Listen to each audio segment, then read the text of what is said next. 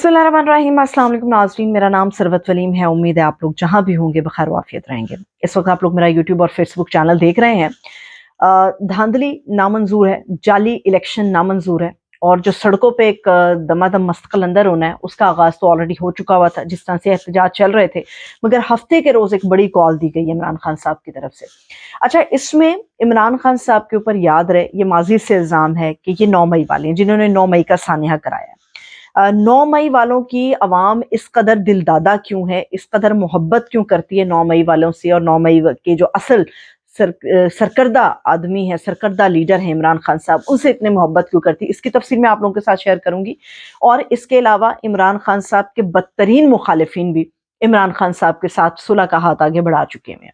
ये एक बहुत बड़ी डेवलपमेंट है, और इस बड़ी डेवलपमेंट की वजह से 3-4 चोर मिलके इकट्ठे इस हुकूमत के अंदर दाखिल हुए हैं। उन चोरों की जो है वो दिन का सुकून भी, चैन भी छीना गया, और रातों की उनकी नींदें भी उड़ चुकी हैं कि किस तरह से ये ग्रैंड अलायंस अपना काम दिखाएगा। इसकी तफसील मैं आप लोगों के साथ शेयर करूंगी, मगर आप तमाम लोगों से दरखास्त है कि मेरे चैनल को आप लोगों ने जरूर सब्सक्राइब करना है। सबसे पहले शुरू इस बात से कर लेते हैं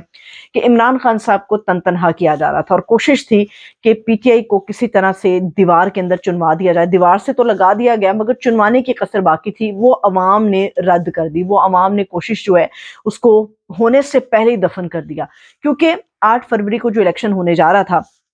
कभी उम्मीद थी कि अवाम अपना मैंडेट नहीं देगी। एनी हो, अवाम ने अपना मैंडेट दिया। 5 करोड़ से ज्यादा वोट कास्ट हुए, जिसमें से 3 करोड़ से कुछ ज्यादा वोट पाकिस्तान तहरीक इंसाफ को मिले। अब जिसको इतना भारी मैंडेट मिला है, उसकी मैंडेट को एक्सेप्ट नहीं किया जा रहा, तस्लीम नहीं किया जा रहा। हमारे यहाँ बड़ी मशहूर कहावत है, और अमूमी तौर पे ये कहा जाता है, मेरे दुश्मन का दुश्मन मेरा दोस्त हो जाता है। बड़े लोग इमरान खान साहब पे इस बात को लेकर तनकीद कर रहे हैं कि आपके बदतरीन मुखालिफ थे ये लोग, और आप इनके ऊपर बड़ी तनकीद करते थे। जैसे मौलाना फजलुर रहमान साहब को डीजल कह दिया, महमूद अचकज़ई साहब को गद्दार कहते थे, तो किस तरह से इनसे हाथ मिला सकते हैं। मसला ये है कि इमरान खान साहब ने कहा है जो हम ग्रैंड अलायंस बनाने जा रहे हैं, इसका वाहिद मकसद ये है कि उस धांधली की निशानदेही की जाए जिससे सिर्फ पीटीआई मुतासिर नहीं है, उसके मुतासरीन में ये तमाम सियासी जमातें भी शामिल हैं, सिवाय मुस्लिम लीग नून के, सिवाय पीपल्स पार्टी के, सिवाय एमकेएम के। इन 3 जमातों के अलावा सारी की सारी जमातें जो हैं वो धांधली से मुतासरा हैं, इसीलिए इन लोगों को एक साथ मिलाया जा रहा है। इमरान खान साहब से अडयाला जेल के अंदर जब सहाफ़ियों की गुफ्तगू हुई, तो इमरान खान साहब से उन्होंने पूछा कि खान साहब, आप तो माजी के अंदर ये कुछ कहते रहे हैं, अचकज़ई साहब को भी, मौलाना साहब को भी, तो कैसे मुमकिन हुआ? तो इमरान खान साहब ने उसके ऊपर कहा कि हम किसी के साथ कोई अलायंस नहीं कर रहे। याद रहे, ये कोई इत्तेहाद नहीं है, ये धांधली के खिलाफ आवाज़ है, ताकि ये तासुर भी मजबूत हो सके, हमारा मौक़िफ़ भी मजबूत हो सके कि सिर्फ पीटीआई इसके ऊपर एहतजाज नहीं कर रही कि उनके साथ धांधली हुई है। इस आवाज़ में तमाम सियासी जमातें, 3 जमातों को छोड़ के तमाम सियासी जमातें शामिल हैं, जो ये बात कर रही हैं कि पाकिस्तान का ये जो इलेक्शन हुआ है 2024 का, ये हमारी सियासी तारीख का, ये हमारी पाकिस्तान की तारीख का बदतरीन इलेक्शन था, और इस इलेक्शन में जो धांधली की गई है उसके खिलाफ यकजुबान होकर हम अपना एहतजाज रिकॉर्ड कराएंगे। ना सिर्फ नेशनल फोरम पे, इंटरनेशनल फोरम के ऊपर भी अपना एहतजाज रिकॉर्ड कराएंगे कि किस तरह से हमारे मैंडेट को चोरी किया गया, हमारे वोट को चोरी किया गया, और चोरों को वो वोट दे के हुकूमत के अंदर शामिल कराया गया। तो इसके लिए इमरान खान साहब ने कहा कि इन लोगों से इसी वजह से हम आगे बढ़ रहे हैं। और अच्छी बात यह है कि मौलाना फजलुर रहमान साहब ने बेशबा मामला जो गड़बड़ थे पीटीआई या इमरान खान साहब के, मौलाना साहब के दरमियान, इनके वर्कर्स के दरमियान, उसको पसे पुश्त रखते हुए इमरान खान साहब से उन्होंने हाथ मिलाया है। अब ये जो सुलह का हाथ है, ये तब तक के लिए जब तक कि धांधली के मामले को जिंदा रखा जाता है। दूसरी तरफ अचकज़ई साहब है। अचकज़ई साहब इमरान खान साहब के बहुत बड़े मुखालिफ थे, पंजाब की अवाम के बहुत बड़े मुखालिफ थे, मगर जो उन्होंने पंजाबी जिंदाबाद का नारा लगाया इमरान खान साहब और असद कैसर के मामले, जो डेलीगेशन गया मिलने के लिए, उसके बाद उन्होंने ना सिर्फ पंजाब जिंदाबाद का नारा लगाया, बल्कि इमरान खान साहब के जो कारकुन हैं उनको उन्होंने बड़ा अप्रिशिएट किया, और उनको शाबाश दी कि इन लोगों ने धांधली के खिलाफ अपनी आवाज उठाई है। और पाकिस्तान में बड़ा कम ऐसा होता है कि यक जुबान होकर इतनी बड़ी तादाद में वर्कर बाहर निकलता है और ये कहता है कि हमारा मैंडेट चोरी हुआ है। अच्छा, इसमें इमरान खान साहब को बार बार ये कहा जा रहा था कि ये 9 मई वाले हैं, یہ 9 مئی والے ہیں جنہوں نے پاکستان کو دولخت کرنے کی خدا نخواستہ کوشش کی، یہ 9 مئی والے ہیں جنہوں نے پاکستان کے اندر جلاؤ گھراؤ کیا،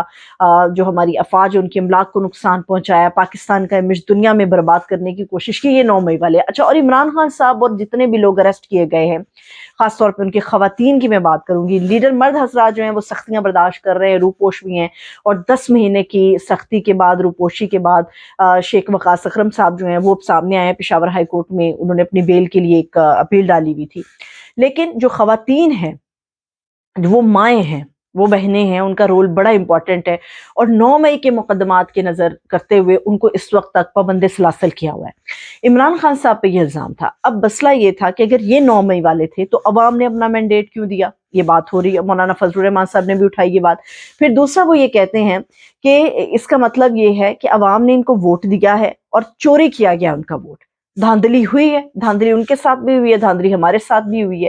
جان بوجھ کے چیزوں کو مینیج کرنے کے لیے اوپر نیچے ایسے ووٹ یا عوام کے مینڈیٹ کو کیا گیا ہے جس کی وجہ سے یہ ساری پارٹیاں متاثر ہوئی ہیں سوائے 2-3 پارٹیوں کے۔ ایم کیو ایم کو کس طرح سے مینڈیٹ ملا، اس کی کہانیاں الگ چل رہی ہیں، پیپلز پارٹی کو کیسے مینڈیٹ ملا، اس کی کہانیاں الگ چل رہی ہیں، مسلم لیگ نون کو کس طرح حکومت بنانے میں شامل کیا گیا، اس کی کہانیاں بالکل الگ چل رہی ہیں، مریم نواز صاحبہ کو کس طرح سے پنجاب کے اندر سی ایم بنایا گیا، اس کی کہانیاں الگ چل رہی ہیں۔ تو اسی لیے یہ ایک گرینڈ الائنس بن گیا ہے، اور اس گرینڈ الائنس کے اندر ہر بڑا دماغ شامل ہے، ہر بڑا لیڈر شامل ہے، اور ورکرز کی ایک بہت بڑی فورس اس کے اندر شامل ہے، جس کی وجہ سے عمران خان صاحب کا یہ پتہ کام کر گیا ہے، اور مخالفین جو اس وقت حکومت بنانے کے چکر میں بیٹھے ہیں اور ہر عہدے کی بندر بانٹ کر رہے ہیں، وہ اس وقت شدید پریشانی کے عالم میں ہے کہ اگر سڑکوں پر یہ زیادہ دیر معاملہ ٹکا رہا تو پھر یہ حکومت جو بیساکھیوں کے اوپر ہے، چوری کے مینڈیٹ کے اوپر ہے، یہ ٹکی نہیں رہے گی۔ تو یہ ثابت ہوتا ہے عمران خان صاحب 9 مئی والے نہیں تھے، اور 9 مئی والے ہوتے تو عوام کا ووٹ ان کو نہ ملتا۔ یہ ایک دھاندلی زدہ مینڈیٹ ہے جس کے سر کے اوپر بیساکھیوں والی حکومت کو کھڑا کیا گیا ہے۔ عمران خان صاحب کے جو ناقدین ہیں وہ بھی اس بات کو تسلیم کر رہے ہیں، ایک تو پریزیڈنٹ جو ہے وہ کیوں نہیں اسمبلی کا اجلاس بلا رہا، وہ بالکل درست بات ہے، ان کا اجلاس بلانا بنتا ہے، مگر جب تک کورم پورا نہیں ہے، نمبر گیم پورا نہیں ہے، تب تک وہ اجلاس نہیں بلاتے، وہ اپنی جگہ پہ بالکل درست ہے۔ سعدیہ عباسی صاحبہ ہیں، یہ سینیٹر ہیں اور مسلم لیگ نون کے سینیٹر ہیں۔ یاد رہے سعدیہ عباسی صاحبہ شاہد خاقان عباسی صاحب کی جو ہے وہ ہمشیرہ ہیں، ان کی بہن ہے، اور سعدیہ عباسی جو ہیں ان کی آواز بڑی دبنگ ہے سینٹ کے اندر۔ تو سعدیہ عباسی نے یہ جو گزشتہ روز سینٹ کا اجلاس ہوا اس میں بڑے دبنگ انداز میں انہوں نے کہا کہ جو نشستیں پی ٹی آئی کی بنتی ہیں ان کو ملنی چاہیے، خواتین کے لیے انہوں نے آواز اٹھائی، اور اس جماعت کے اندر رہتے ہوئے انہوں نے آواز اٹھائی ہے جو سب سے بڑی مخالف ہے عمران خان صاحب کی، ان کے ووٹ کی، ان کے مینڈیٹ کی، ان کے سپورٹر کی، ان کی سوچ کی، ان کے نظریے کی۔ تو سعدیہ عباسی صاحبہ نے بھی یہی بات کی ہے، جو مخصوص نشستیں عمران خان صاحب کی ان کو ملنی چاہیے، جو زیر تاب خواتین ہیں ان کو نکالا جانا چاہیے، اور یہ وہ سارے مخالفین عمران خان صاحب کے ہیں جو اب عمران خان صاحب کے ساتھ بڑھ رہے ہیں آگے، کیونکہ انہیں سمجھ آ رہی ہے کہ کچل دیے جائیں گے۔ ایک اور اہم بات ہے وہ بھی میں آپ کے ساتھ شیئر کروں۔ فیصل واؤڈا صاحب آج کل بڑے لوگ مجھے کہتے ہیں میڈم آپ ان کے بیانات کو بہت زیادہ اہمیت نہ دیا کریں۔ اہمیت تب ملتی ہے جب کہے ہوئے بیانات کی توثیق ہوتی ہے۔ بہت بڑی خبر ہے جس کو نظر انداز کیا بہت بڑے بڑے صحافیوں نے، اور یقینی طور پہ وہ جو خبر جہاں سے لے کے آتے ہیں اس کی امپلیمنٹیشن ہوتی بھی ہم دیکھتے ہیں، اس لیے فیصل واڈا کو سنجیدہ لیا جائے یا نہ لیا جائے، مگر ان کی جو سٹیٹمنٹس ہیں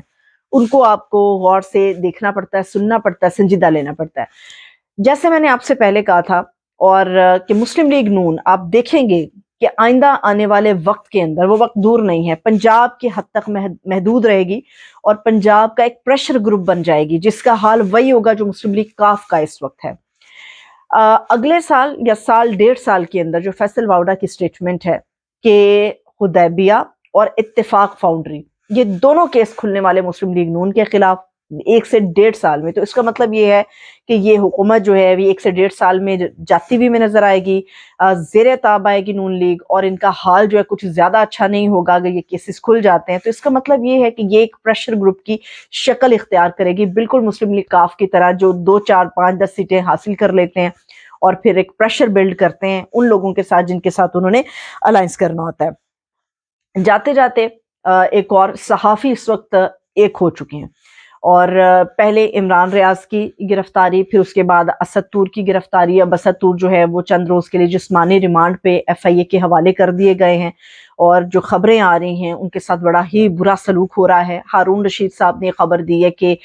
ذہنی طور پہ ٹارچر، عمران ریاض کو ذہنی طور پہ ٹارچر کیا جا رہا ہے، بالکل اسی طرح جیسے پہلے انہیں کیا گیا تھا. مقصد ایک ہے،